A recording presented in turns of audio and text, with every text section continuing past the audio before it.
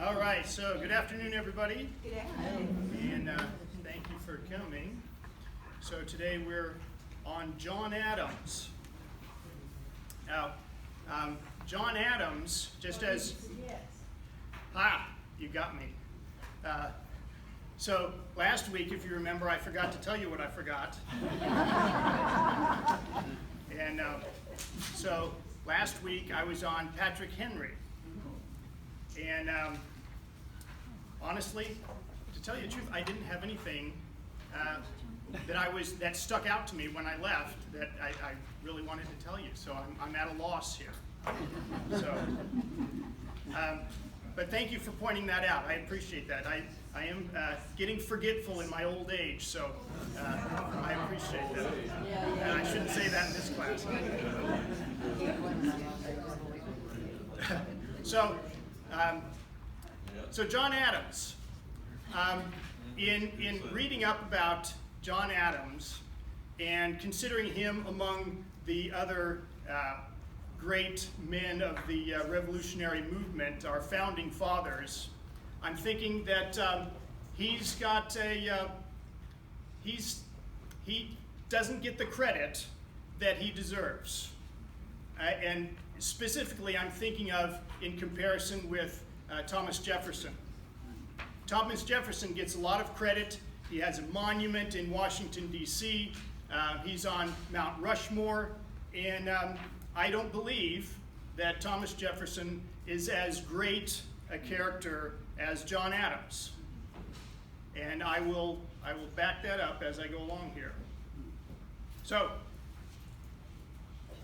our bibliography. A lot of good books on John Adams. Unfortunately, I don't have a lot of good short books on John Adams. So, the most popular one came out a few years ago, David McCullough, John Adams, 751 pages. Excellent, won the Pulitzer Prize, well deserving. It's an absolutely phenomenal book. And David McCullough, if you've read any of his works, you know what I'm talking about. He's a very good historian, very good writer, very engaging. So I would highly recommend that. Another one, very interesting, Catherine Drinker Bowen, John Adams and the American Revolution. This one came out, I think, back in 1950. And I'm very torn on this one. It's John Adams and the American Revolution. It only goes up through 1776, and it's 700 pages. So it covers very densely the events up until that time.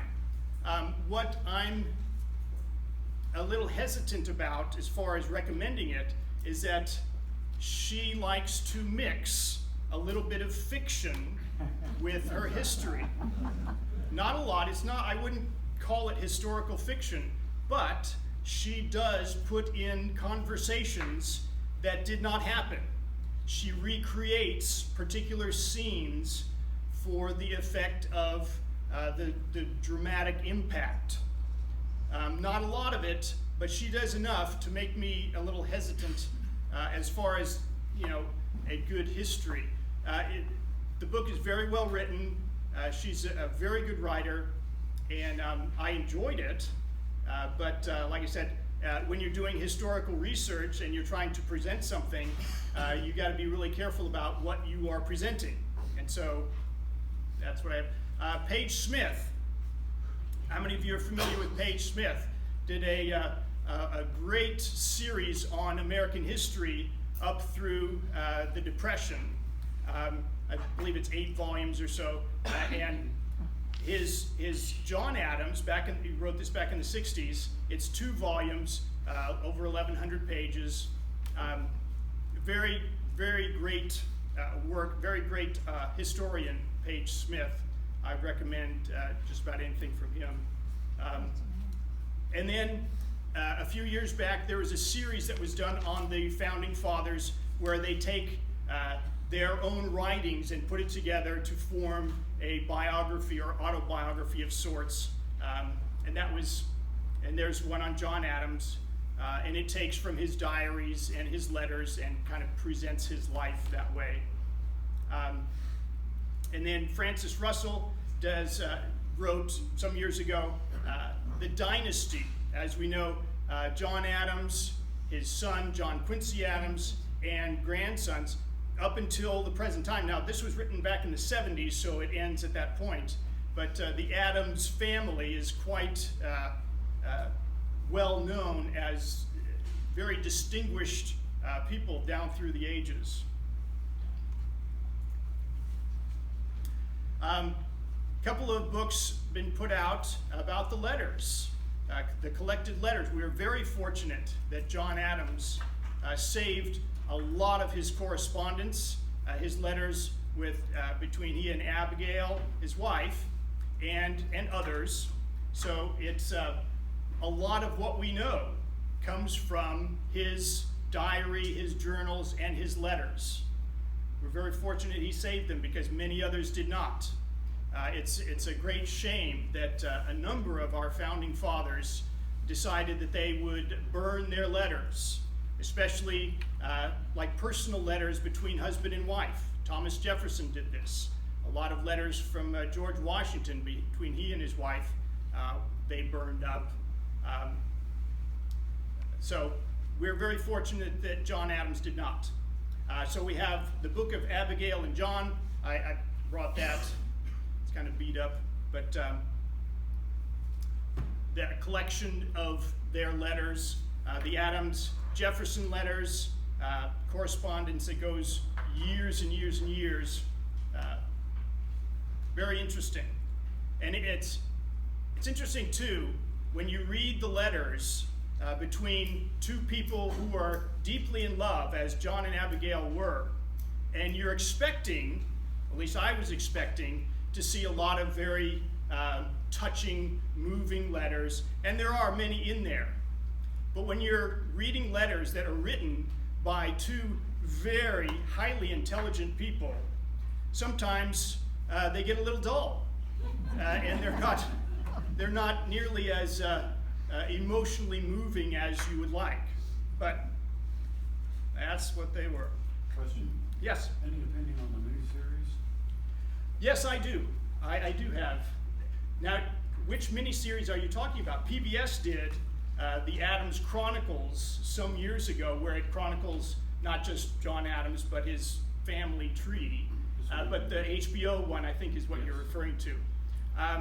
I have rather mixed feelings on it, as I usually do with any dramatic recreation of history. I was really disappointed, to tell you the truth, because it was based on the David McCullough book, they say. But the thing is, of course, it has to be a lot of recreations, right? The conversations, the people are going to look different. They're going to act the way we think they may act, or the director is going to think they acted. And so the difference between the way I think they should act and they think they should act sometimes is a big gap. And they didn't act the way I wanted them to. So in some cases, it's historically it's pretty good. But what really got me, though, was that I really didn't like the way John and Abigail acted towards each other. They didn't really seem, I didn't buy it. They didn't seem like they were two people deeply in love in the miniseries. And that could be just me, but I didn't get the chemistry there. So, before I go too far into that. Anyway, so he was born October 30th, 1735, Braintree, which is now Quincy, right? They've changed the name since then. So his father was a deacon, a farmer, a shoemaker, the constable, and a lieutenant of the militia. Now, some of those things he did because he needed to earn a living. Some of those things he did because he was civic-minded and he was supposed to. It was his turn to be constable. It was his turn, he stood up so he could be the lieutenant of the militia. And he obviously in his church he wanted to be the deacon, which is a pretty prestigious, as I've mentioned before, a pretty prestigious position in a church back in those days. But to make a living, he had to be a farmer and a shoemaker. John Adams loved his mother. He maybe got some of his irascible temperament from her, because she could be pretty irascible herself, but he absolutely idolized his father and couldn't say enough about what a great man he was for the station in which he existed. I mean, he didn't have a great education, and he was to say, I've never known his superior. He just was a great man. And here's Adams' birthplace, still there. Anybody visit that? Pretty neat, huh?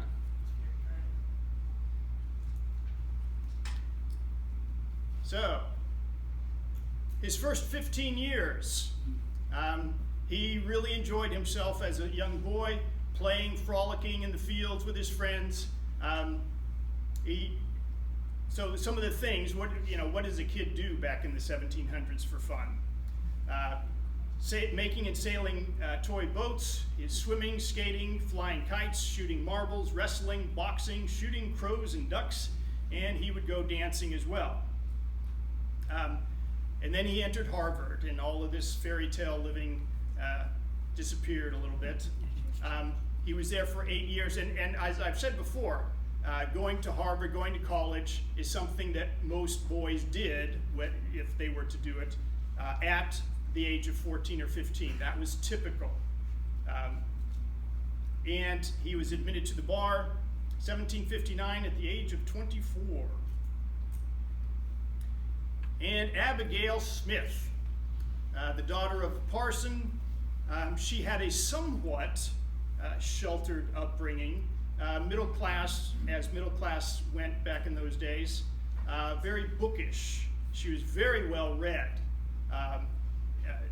mostly literature and poetry she enjoyed, and it has been noted by historians that she often would quote in her letters various poets, and occasionally she would mess up a word or two in a line, and that, to a historian, indicates that she's doing it from memory. She didn't look this up and then write it down. She knew it, just messed up on a word or two. And so the two lovers met. They courted for, they knew each other at least 5 years before they were married.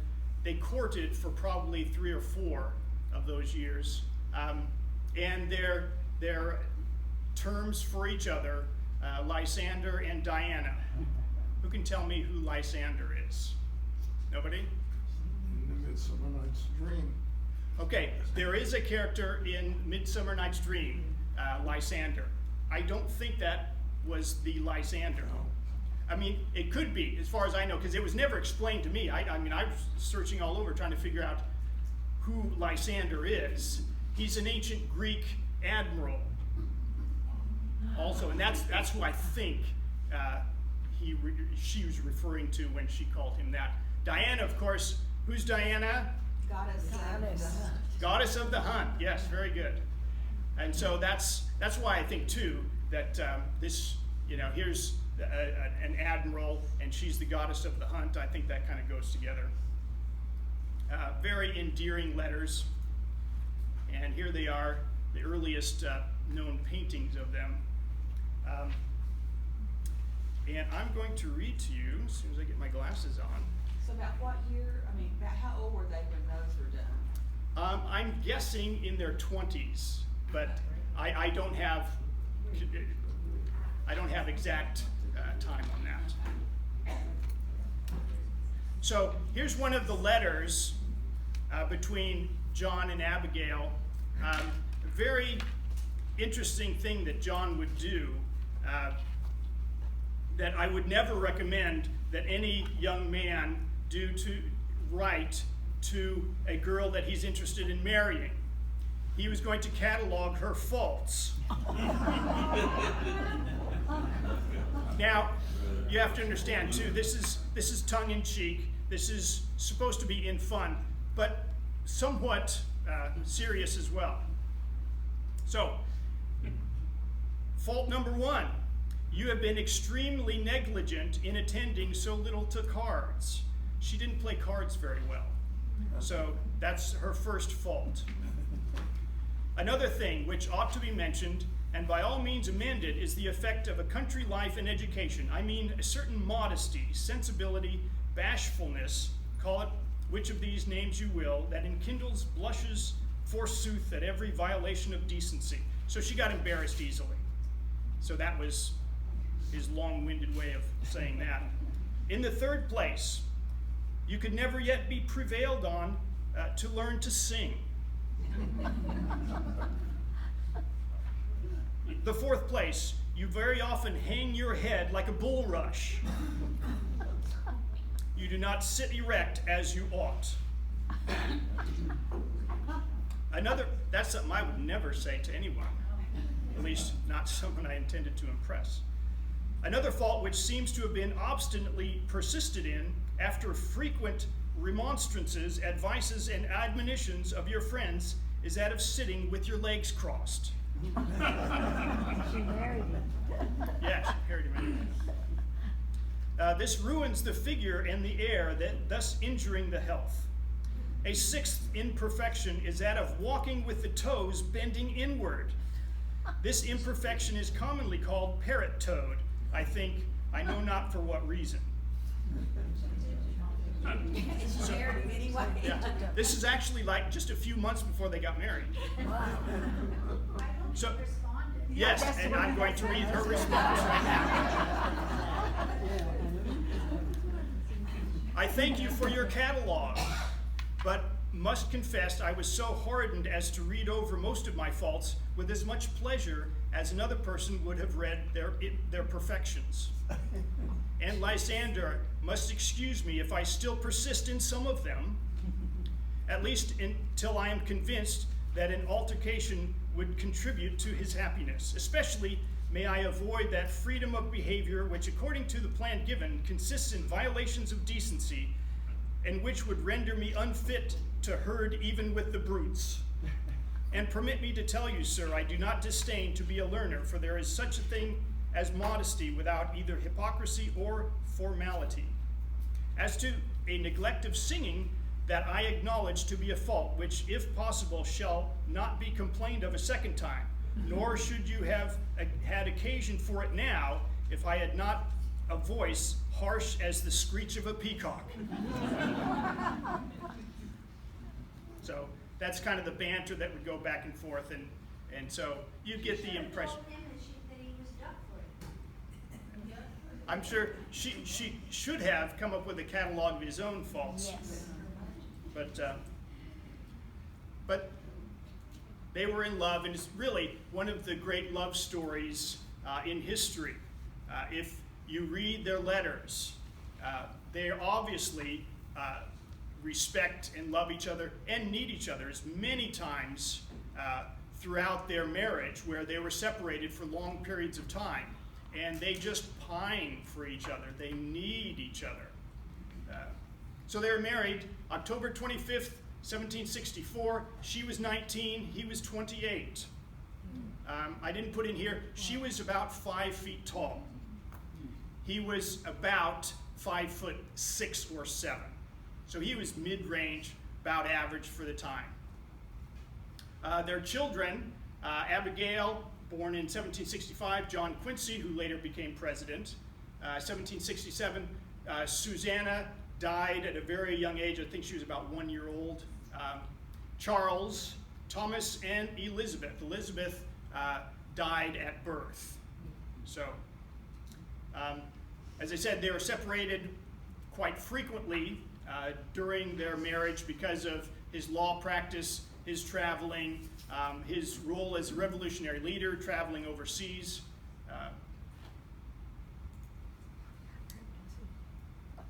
So the first big crisis in which he was engaged, he's a fairly popular attorney at the time, and he was kept pretty busy. But he decided that he was going to join the colonist side during this Stamp Act crisis. As we know, and I've said a number of times, Stamp Act 1765 to raise revenue for Great Britain in order to to pay for the soldiers who were stationed in America. And this was something very new. This had not been done before. This was an internal tax, and it affected everybody, especially lawyers and printers, two of the most educated people and influential people in the colonies. So John wrote a dissertation on canon and feudal law in order to refute this Stamp Act. And one of his great inspirations was a guy, Sir Edward Coke. Is there anybody who knows who Sir Edward Coke is? Nobody. Okay, you're going to learn. And he joins kind of the inner circle of the Patriots with Sam Adams and James Otis, Sam Adams being his second cousin, James Otis being the fiery speaker of the Revolution before he ultimately lost his senses. But when John Adams heard James Otis speak, as many people did, he was very inspired, fired up, and wanted to be just like James Otis. So he found himself trying to imitate that style of speaking. Sir Edward Coke, 1552 to 1634. He was the greatest jurist of his day in England. He was a Chief Justice, Attorney General, Solicitor General, Speaker of the House of Commons. He went through a number of positions because the king kept firing him after appointing him to a particular judgeship. He would do things that made the king angry, and so he would lose his position. He was very fortunate not to lose his head. But one of the things that he did, he declared that the king is subject to the law, a somewhat dangerous position to hold as a judge back in those days, early 1600s. His most influential work, Institutes of the Laws of England, are still used today and have been cited more than 70 times in Supreme Court decisions. One actually was Roe versus Wade, in which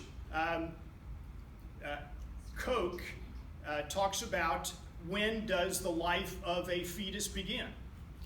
And that is cited in there. And it's somewhere like after the first trimester.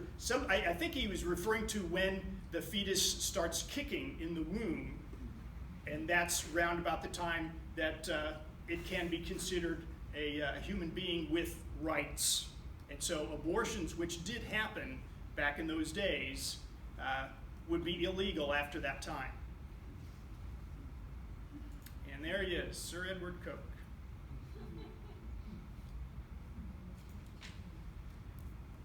So, the townshend duties. During this time, John, as an attorney, traveling all around Massachusetts on the circuit court, is not always present like Sam Adams and James Otis would be. So he doesn't get involved as some of the others were. But he was known as one of the great attorneys of his day in Boston. And so the governor, Bernard, was going to offer him a position, advocate general, but he would have to be on the governor's side, of course. And that would have been a great position for him to have. He could have made really good money. He could have been very powerful, and he could have been, at the time, very well honored amongst the Boston populace as a revered sort of person. But of course he had to say no because he would have had to have gone against the very people that he had joined up with in the patriotic movement. The office would be incompatible with my settled convictions.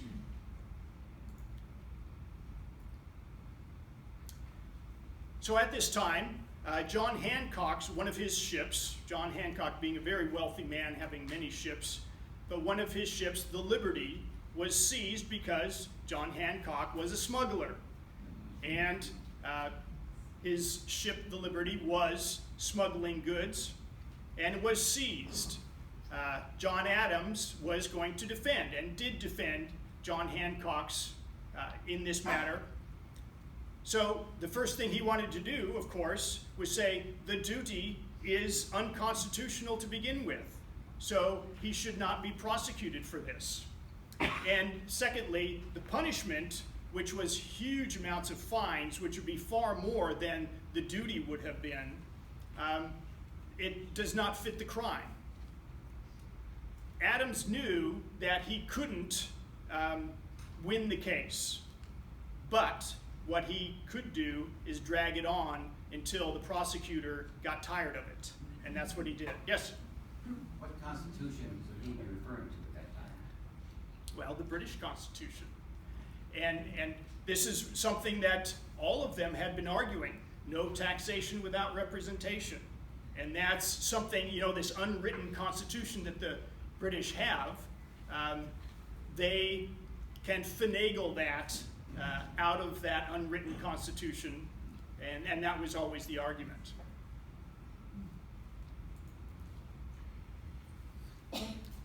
So another case that he got involved in had to do with the impressing of sailors, which was always a terrible practice that made a lot of people very angry, where the British sailors would capture sailors, sometimes on the high seas, sometimes in the local inns and pubs and bars, and just drag them onto the ship and say, congratulations, you are now a sailor with the British Navy. So in this one case, there were a group of men who defended themselves there. They had been stopped on the high seas by a British naval vessel. The lieutenant with his guards come in, and he was going to grab a few of these guys, and they had locked themselves in an inner room in the ship, and they were not going to come out. Well, they busted down the door, the lieutenant breaks in, and they killed him. So this is the case that John Adams has, and he prepared himself very thoroughly. And he was, in a sense, he was looking forward to this defense. He says they were defending themselves. They were going to be impressed violently, forcefully, against their will, and that's not right. And I can show you where that's not right. But as soon as he began his arguments, the lieutenant governor, and this was not a jury with, I mean, this was not a case that had a jury. This was all judges. There were 15 of them. The lieutenant governor, who had headed this up, decides as soon as he starts listening to John Adams that he's going to have to call a halt to this because this is not looking good. So he calls a recess, comes back the next day, and says, we find for the defense it was justifiable homicide, self-defense, case closed, and we're done. Not a lot of explanation, but we suspect it was just, they knew it was going to be very unpopular amongst the populace, and this was not a time to start stirring up the populace that was already angry. So the Boston Massacre, 1770.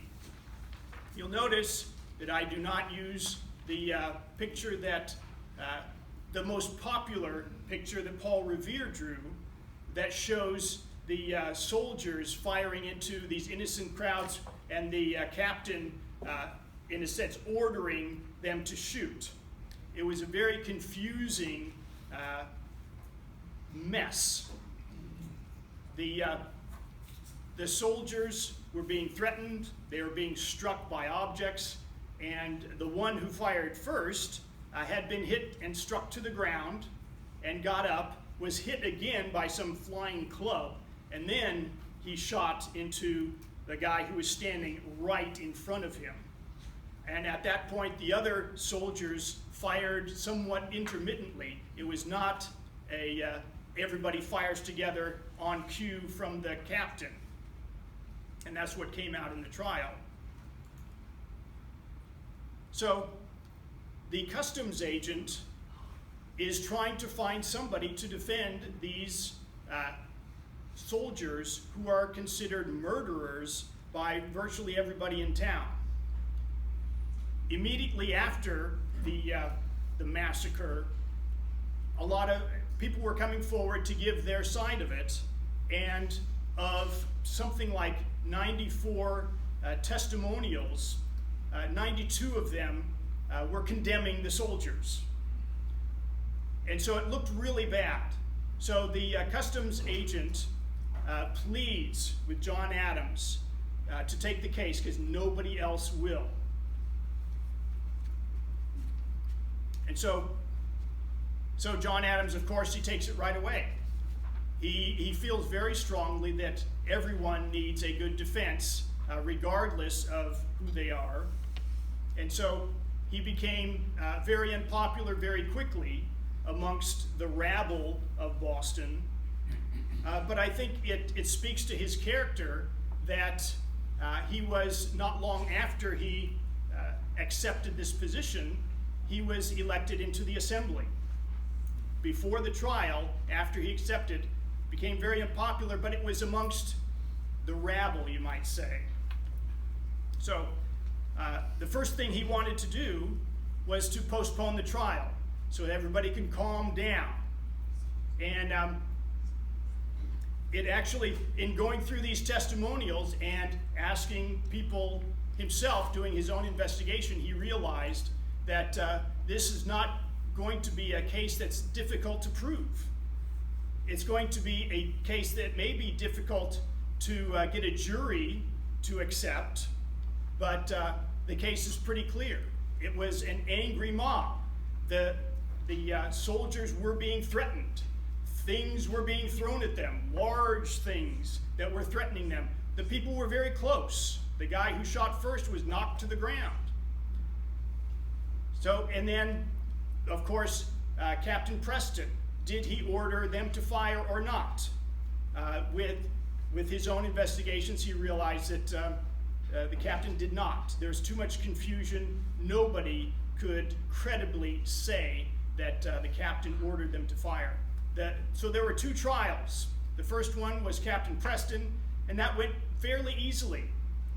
He was acquitted, and it was painfully obvious in court that the mob had conspired to make them look bad after the fact.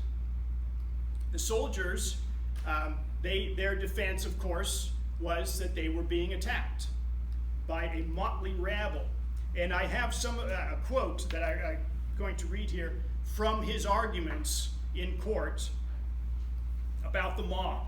"We have been entertained with a great variety of phrases to avoid calling this sort of people a mob.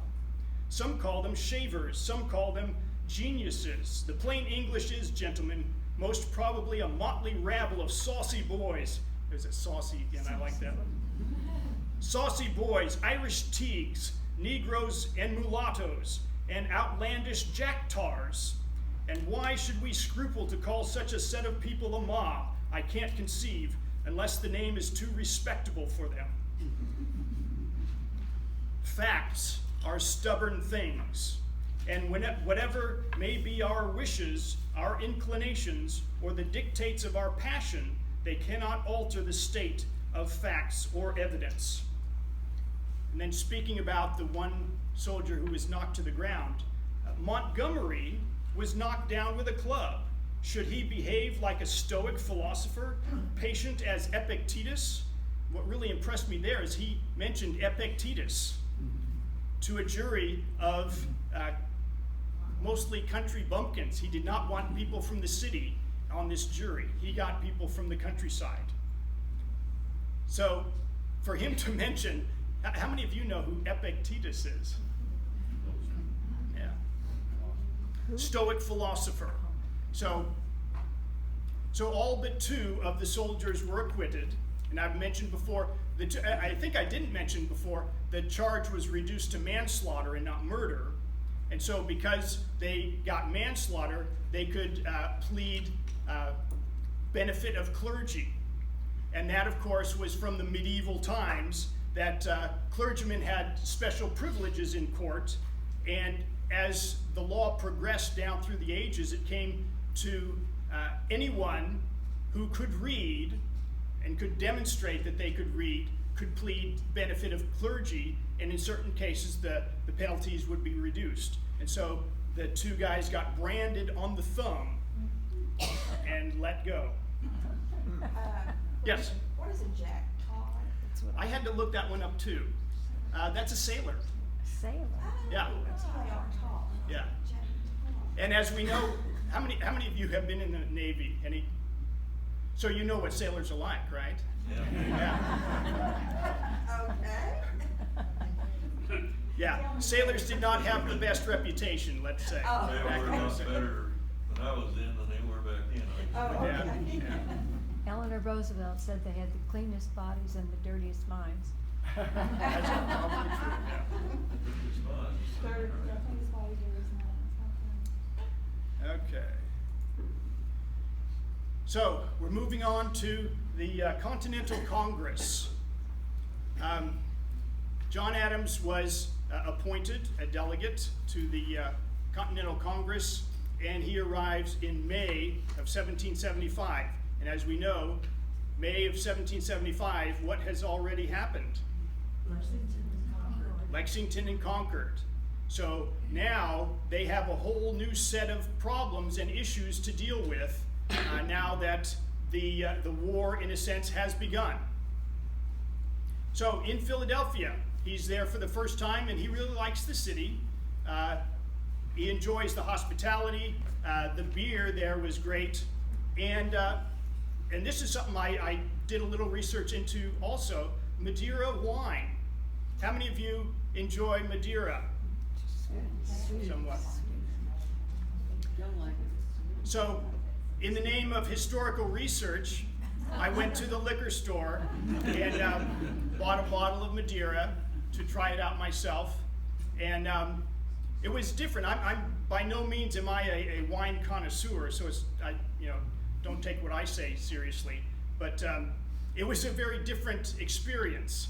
It's a lot more alcohol than normal wine, about twice as much. I think it was like 20%. So, but many of the founding fathers absolutely loved Madeira.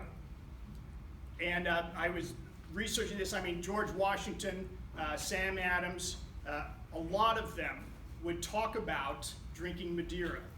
So the next time you celebrate Independence Day, get a bottle of Madeira. That's what the founding fathers would drink. He was also very interested in the various denominations in Philadelphia. Since Pennsylvania is a Quaker settlement, they believed in freedom of religion. They did not restrict any religion, and so in Philadelphia there were many different denominations. And so he visited as many as he could. So he saw the Anglican, Methodist, Moravians, the Baptists, the Quakers, and he went to the worst of them all, the Catholics. And in those days, Catholics were really frowned upon. But he was fascinated with it. He went to the service, and he thought, wow, this is the most amazing thing that I've never experienced, because in most other denominations, virtually all, what do you go into? You go into a plain building, you listen to a sermon, you sing hymns, you pray. When you go into a Catholic church, what do you see? What do you smell? What do you hear? It's all very sensual in that sense. You go in and there's stained glass windows that darken the room a little.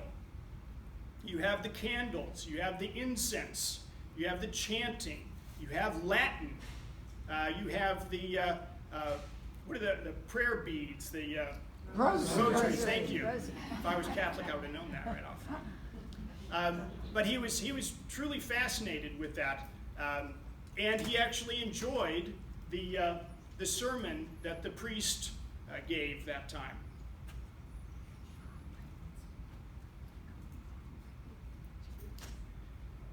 So the Continental Congress, he was truly impressed, as he should be, as he should have been, with the delegates who were there. Some of the greatest minds in history were there. The assembly of talent surpassing any in history, and that may be an exaggeration, but it wouldn't be much of an exaggeration. Of course, the problem when you get a whole bunch of very accomplished orators together, it became tedious beyond expression. Everybody had to give their input on everything, it seemed.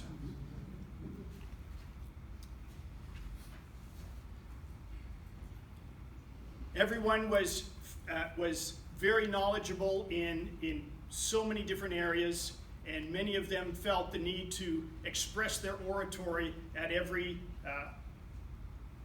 issue.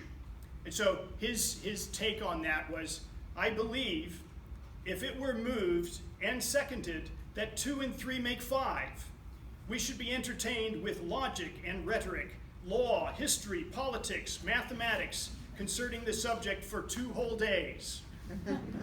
And only then we should pass the resolution unanimously in the affirmative. Here's the Continental Congress. And it's at this point in Adams' career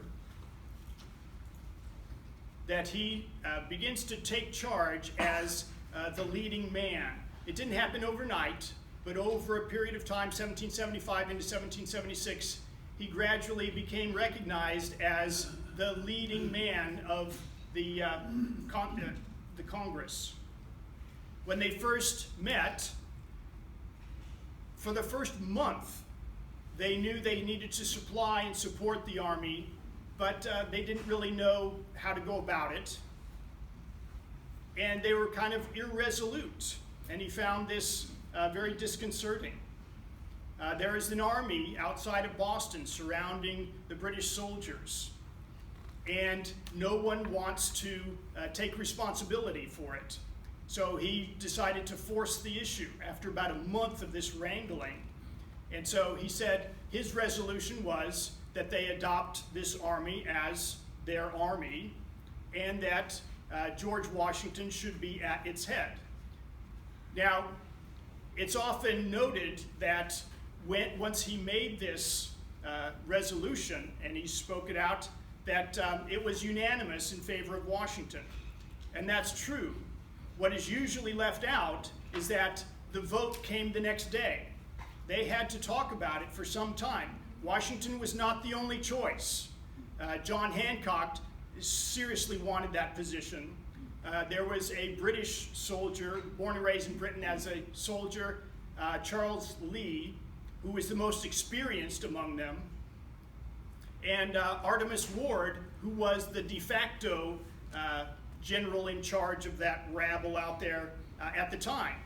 So they had to discuss this for a while, and it wasn't until the next day that they resolved that unanimously that Washington would be in charge. Yes? Was there really an army? Wasn't it just militias? Yeah. Well, yeah. Ordinary citizens who had their own weapons? Right. Yeah, it was several different militia groups that they needed to unite into an army. Yeah, that was definitely something that had to be done also.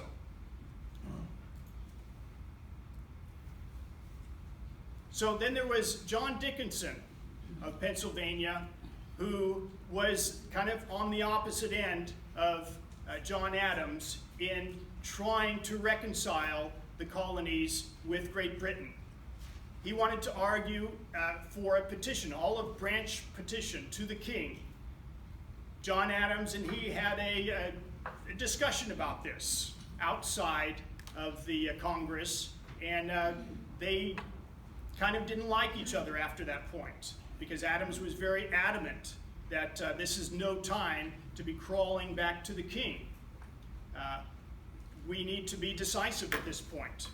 Adams was really wanting to promote independence, but he knew he couldn't at this point. It was too early. Also, Adams, a very opinionated sort of person, he would write letters about various people, and this is one of the great things about him, is that he would give character descriptions of many of the people in Congress that we know of today, and that's how we've learned of them.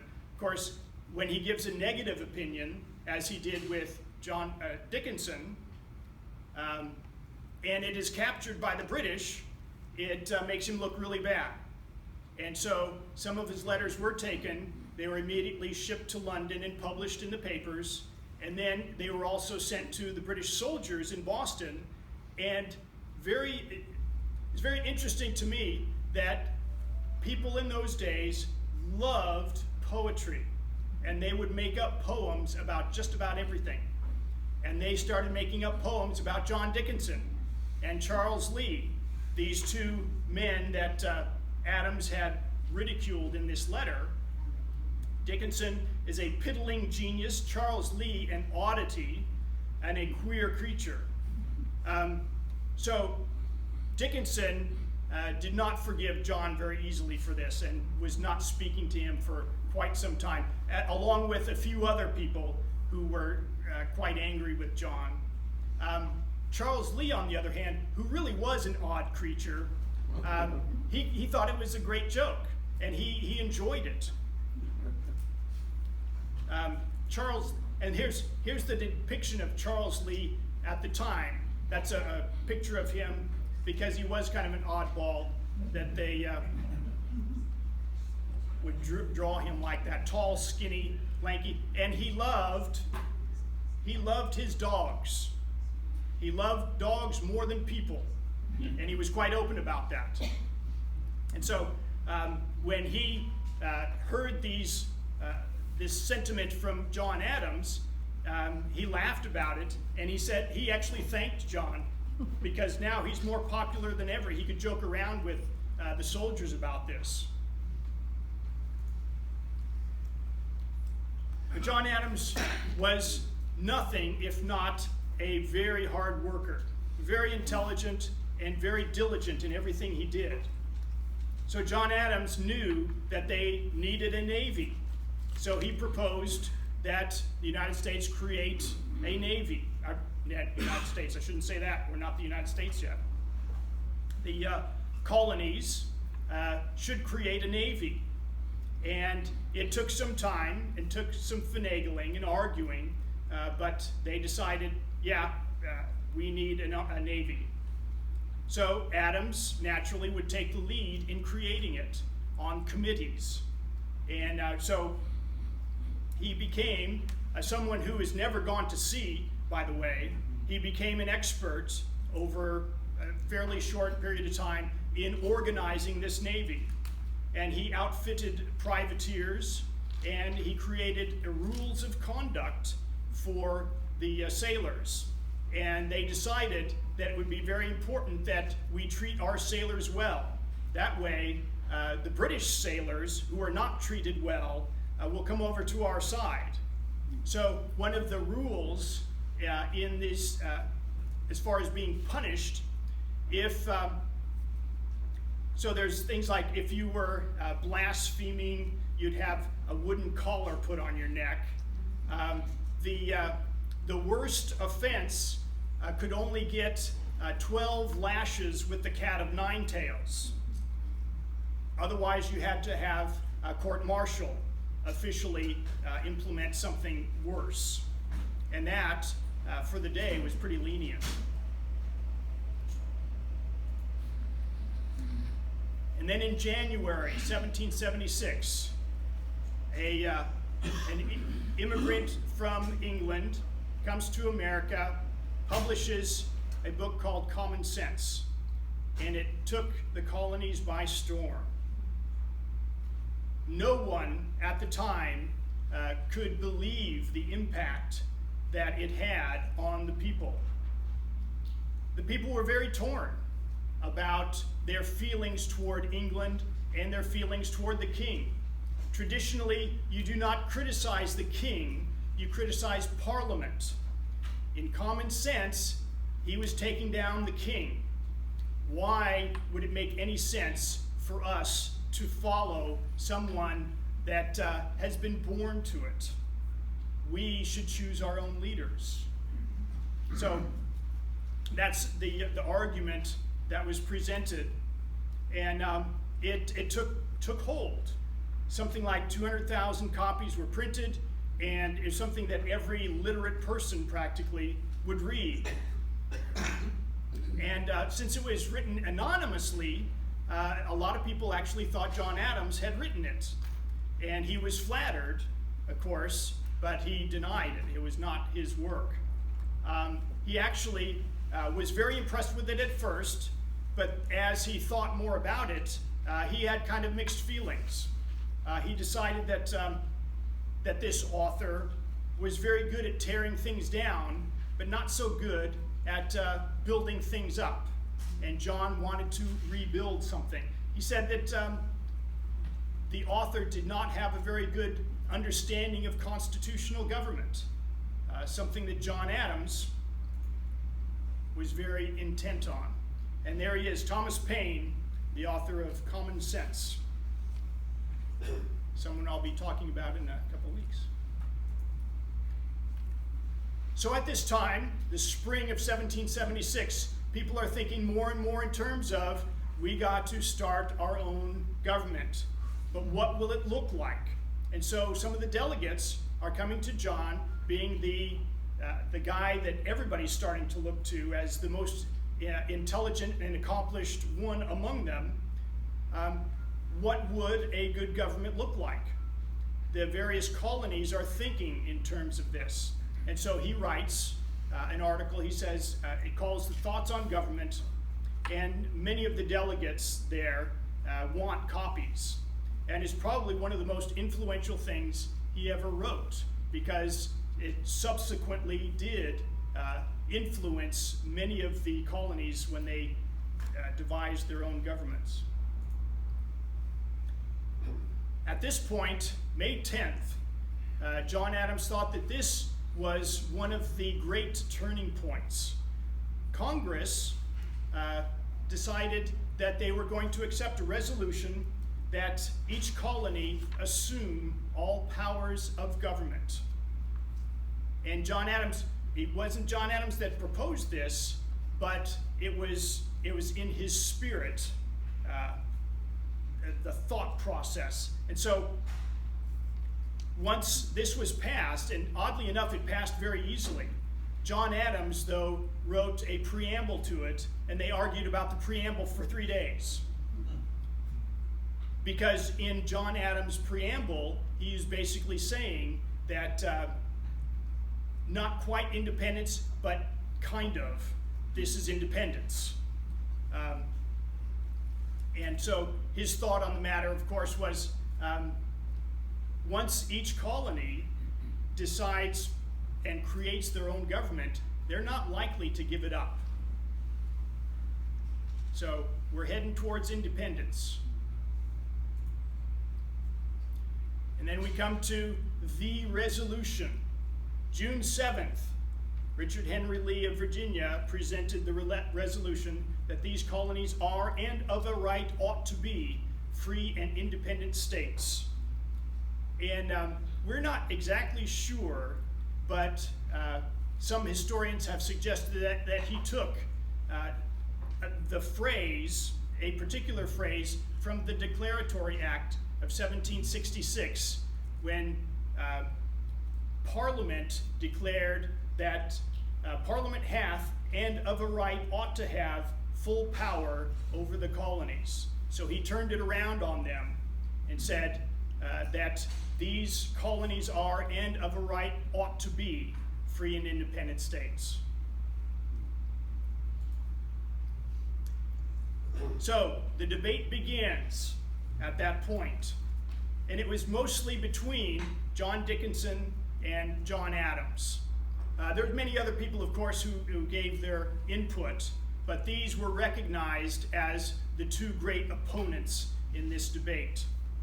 Dickinson, of course, arguing that the people must drive us to this. When they clamor for independence, that's when we know that we should declare independence. And also that we're just not ready militarily in any sense of the word. We're going to be defeated.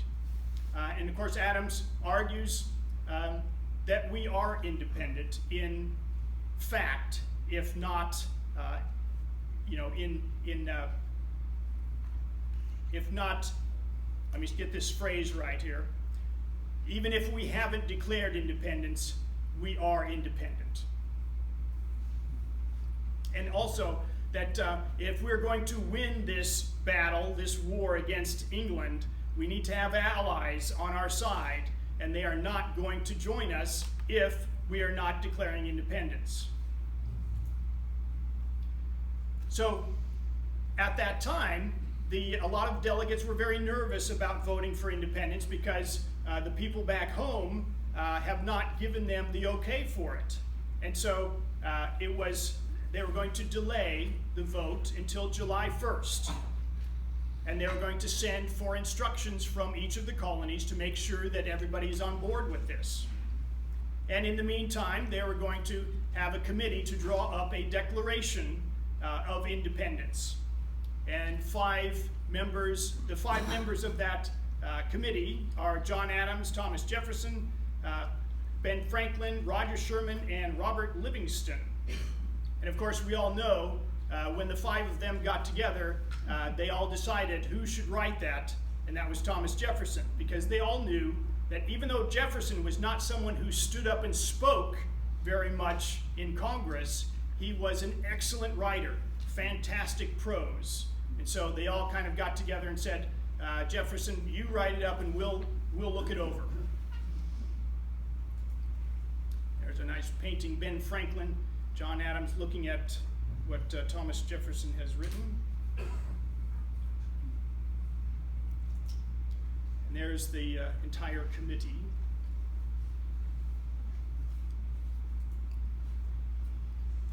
And so the debate resumes on July 1st.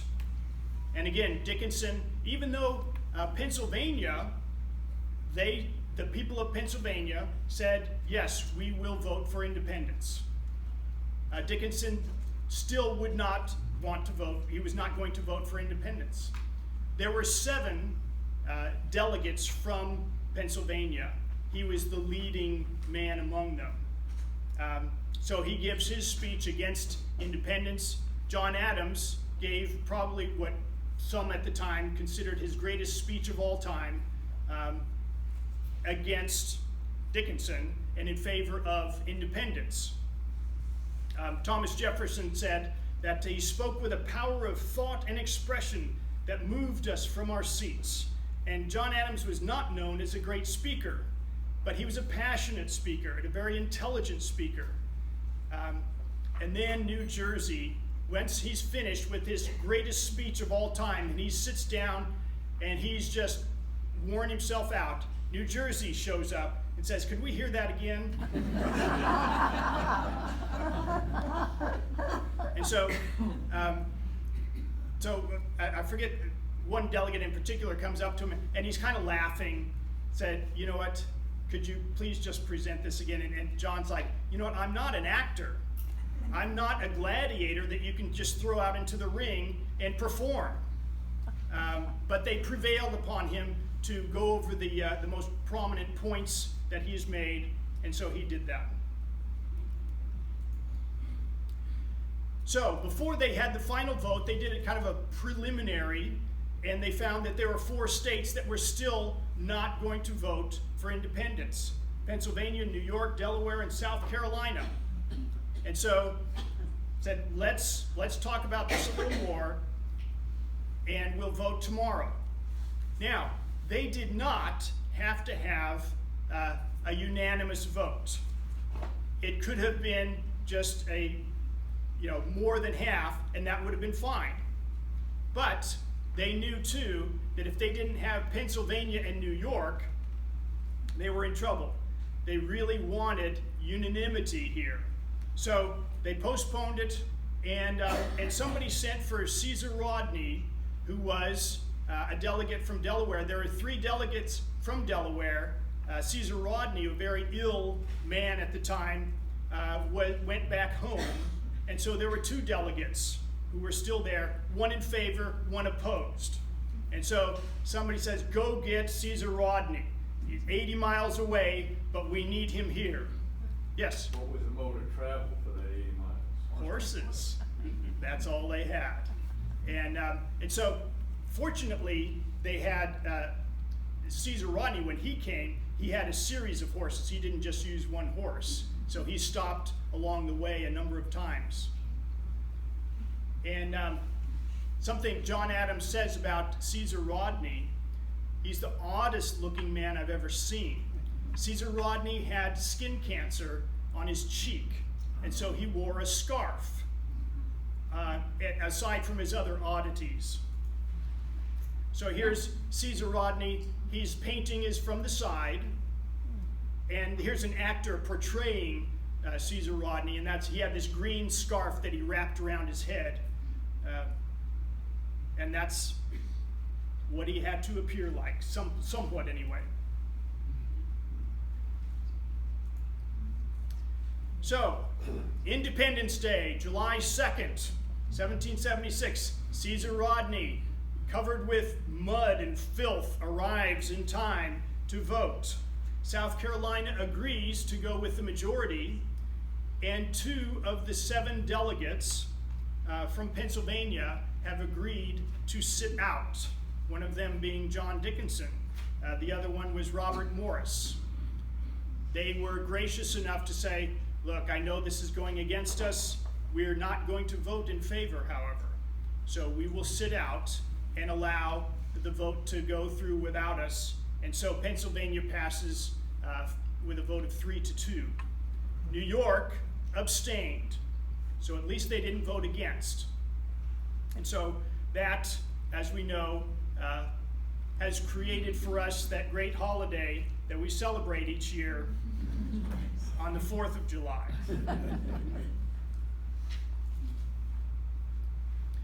So after the vote was taken, independence has been declared. Now they go over the Declaration. And so this took the next couple of days, and they weeded out a lot of things that they didn't like about it, some of which was mentioning slavery and blaming the King of England, of all things, for our slave situation. But the Declaration was approved on the 4th of July, and so the piece of parchment that was used has the date, July 4th. That is why we celebrate the 4th of July.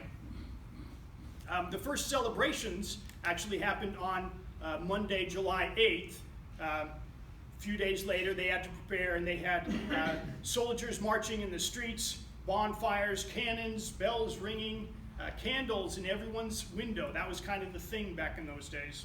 And in New York, the George III statue was pulled down. The other thing about the Declaration is that it was not signed at that time, and it shouldn't have been because they were still working on it. They had edited it quite a bit, and so they were going to write up a new one, put it on nice parchment, have it printed, and then they were going to sign it. So the first signing was on August 2nd. But that was only the people who happened to be there. Many of them signed later on over the next few months. The last one didn't sign until January of 1777. And what state was that? It's okay. It escapes me. So here's celebration, the battalions marching in the streets of Philadelphia. Didn't Robert Morris sign it? He may have.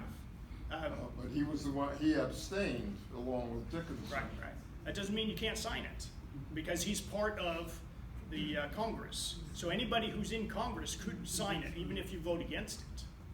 It's up to your own scruples.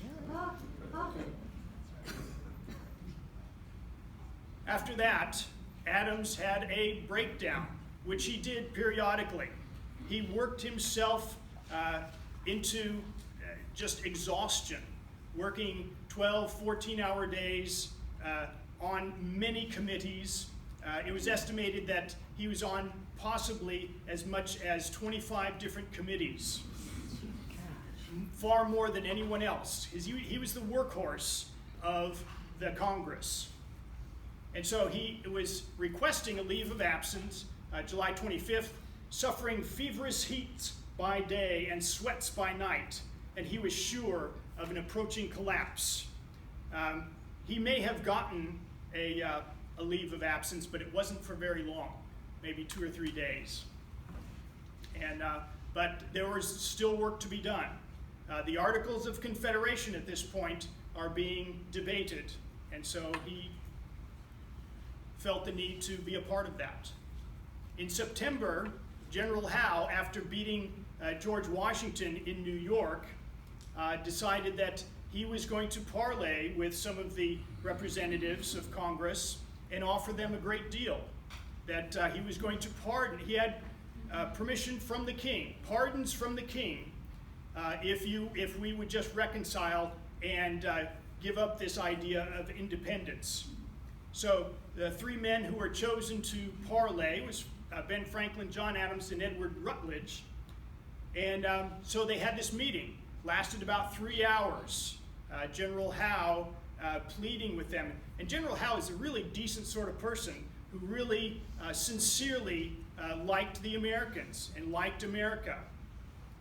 And so it was with great disappointment that he was let down. They were not going to give up independence. Nothing came of the meeting. And the pardons, they found out later, King George was offering pardons to select members of the Patriots. John Adams was not among them. They found that out somewhat later.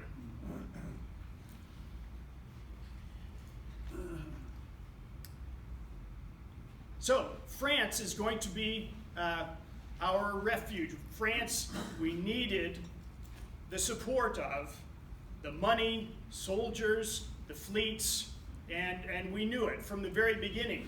We knew that we had to have France. And so Ben Franklin had gone on ahead of first. John Adams a little later. He came in January 1778. He took his son, John Quincy, with him. And on the trip over, a very eventful trip, John Adams proceeds to instruct the ship captain how to run his ship. John Adams has never been to sea before, but he knows a slipshod operation when he sees one.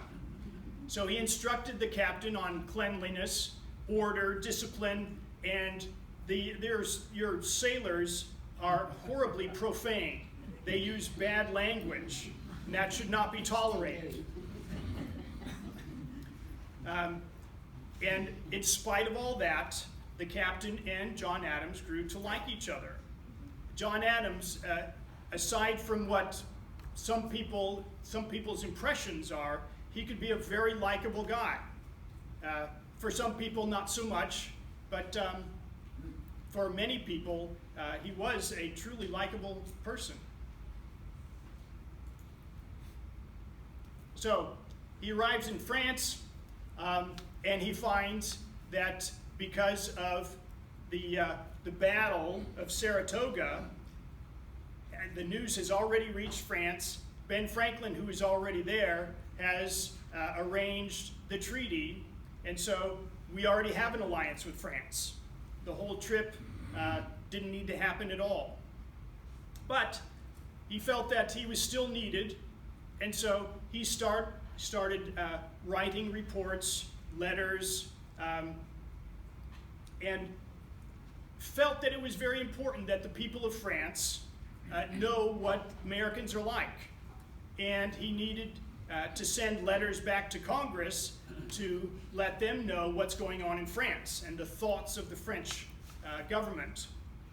Ben Franklin, at this time, being exceedingly lazy and not especially helpful, except in the sense he was very likable. When I was talking about Ben Franklin before, there is a great passion for all things Ben Franklin in Paris. They loved him, and that's what he played up on. And the ambassador, or the foreign minister, Vergennes, liked him too, because he was very easy. He was not like John Adams. John Adams had this terrible habit of being completely honest with everybody. And in France, that was not the way to go about getting along with people.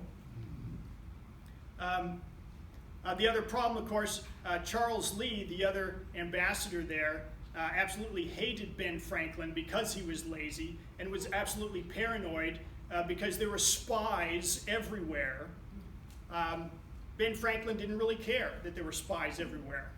And John Adams, he understood it and accepted it. Charles Lee was paranoid about it. And he found very quickly that he was the only one willing to work a full day. Both Charles Lee and Ben Franklin didn't get to work, as it were, until 11 o'clock in the morning. Here's from the HBO series on John Adams, a scene. There's Ben Franklin with a flowery wreath around his head, and John Adams feeling a bit out of place.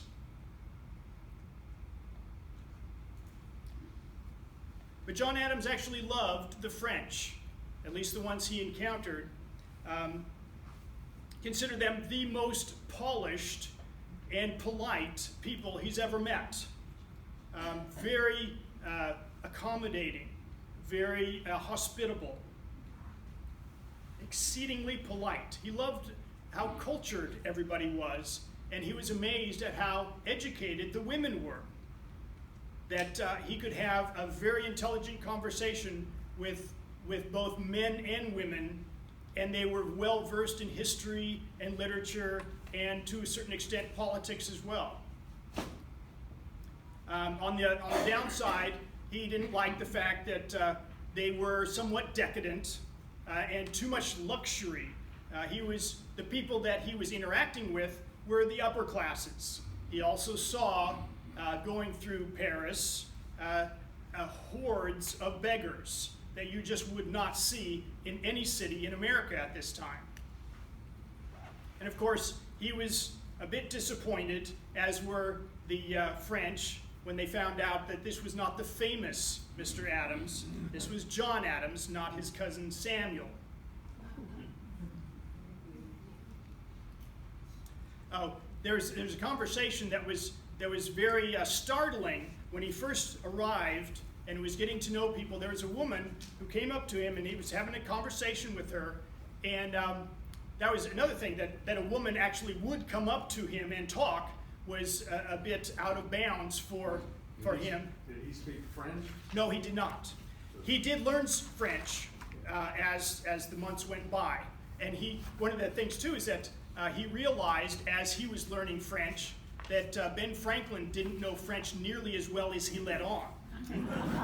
And after a few months, Adams spoke much better French than Ben Franklin. Ben Franklin was just too lazy, but he always acted as if he understood everything that was going on. So this woman that he's having a conversation with says, well, so your name is Adams. That relates back to the first man, Adam. So, could you tell me something about Adam and Eve? How would they know how to procreate? And Adams is just stunned. Here he is, this guy from Boston. And so he just answers the best way he could. Well, maybe it's somewhat like magnetism. They're just drawn to each other. That was the best thing he could think of. But it was pretty shocking for him that a woman not only would come up to him and introduce a conversation, but would talk about sex, of all things.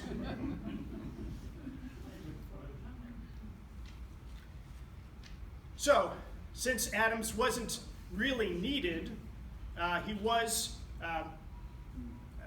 relieved. He could come home, see Abigail, that both of them, the letters going back and forth, pining away for each other.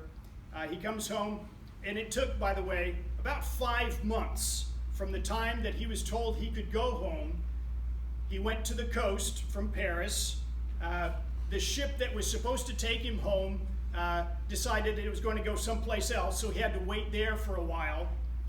And then he was, eventually he got to go, he came home, but that whole ordeal, as is not uncommon, transportation back in those days being what it was, took 5 months, even though the trip across the ocean should only take about a month.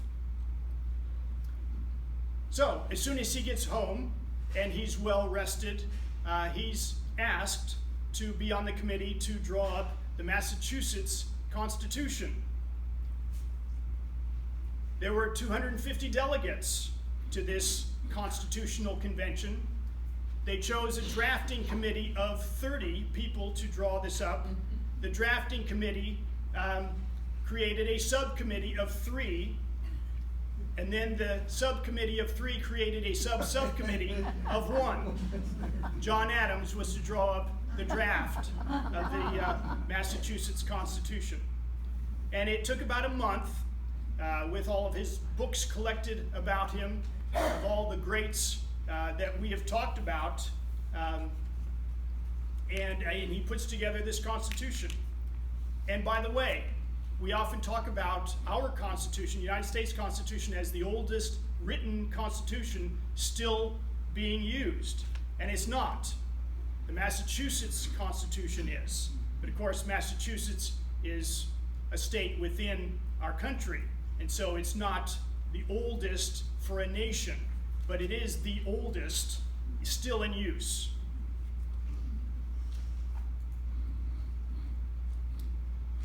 So, yes. Do you know whether, does that Constitution mention slavery?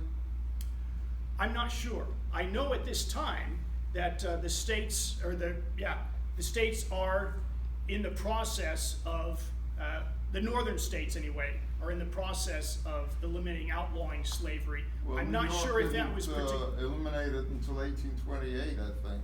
What's that? New York eliminated slavery only Right. in 1828. Well, many of them, A lot later. right, many of the northern states, the laws that were put in place were that anyone born to a slave would be free, but the slave would stay a slave as long as they lived. And so slavery existed in some northern states almost until the Civil War. It's just they didn't die off. So, but I think Massachusetts was one of the earlier ones. I'm not sure how it was mentioned in the Constitution. But one of the things that he did include that he thought was very important is a Bill of Rights in the Massachusetts Constitution: freedom of speech, freedom of religion, freedom of the press, things like that. So they wanted to send him back to Paris on a peace commission. He was going to be negotiating eventually the peace agreement between Great Britain and the United States. So they sent him back. He arrived and was not very welcome, but he knew he had to work. And so he was writing and writing and writing dozens of articles, reports, letters, both for the French and for the Americans, to let everybody know what's going on. And the foreign minister, Vergennes, let him know in a roundabout sort of way that he was not going to deal with John Adams. He was going to deal only with Ben Franklin. Ben Franklin is a nice guy. John Adams is a very direct guy and was just too honest, quite frankly. And there's the foreign minister, Vergennes. very accomplished man in his own right. So, being unwanted in France, he decided to go to Holland to see if he could get some loans for the cause. And he was impressed with the Dutch. He thought they were very hard-working people, but he found also that they were very stingy. They accepted him, they welcomed him, but they were not about to loan the United States any money because, first and foremost, the English would have been very angry and may have declared war on them. And secondly, and maybe even more importantly, the Americans may have had a lost cause and they weren't going to join in on the losing side. But then, Yorktown happens, and it was clear that the conflict would soon be over. The news arrived fairly quickly, within a month, in France, the news of Yorktown. And so, very quickly, Congress was going to put together a peace commission. John Adams, Ben Franklin, John Jay, and Henry Laurens were going to be the peace commissioner. Unfortunately for Henry Laurens, on his trip over, he was captured by the British. And he was in the Tower of London during most of these negotiations and could have been executed. Fortunately, he was not. Congress gave instructions to these peace commissioners that they were to follow the advice of the foreign minister, Vergennes, that France would take the lead in these negotiations. They got together and decided that that was a horrendous idea, and they were not about to follow those orders. The British envoys, fortunately, were fairly weak characters and inexperienced. And of course, they were up against some of the most intelligent and talented men in history. And so we got pretty much what we wanted out of this peace treaty. Vergennes was not very happy about this. He was quite angry at first, but he was absolutely astonished at what they achieved and that the Americans got so much. He never would have thought that we would have got the borders that we had all the way to the Mississippi, that they agreed for fishing rights.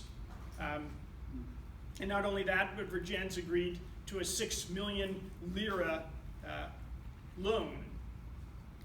And quite graciously, John Adams gave John Jay credit for taking the lead in these negotiations. And there's that picture. And John Jay, John Adams, Ben Franklin, Henry Laurens finally got out of the tower and came in on the last few days of the negotiations. And William Temple Franklin, who was Ben Franklin's bastard son, bastard of the bastard. He was the secretary for the Peace Commission, and so he got in on this painting. Once again, I'm way over time. Thank you for waiting around. Is there any questions? All right, thank you very much.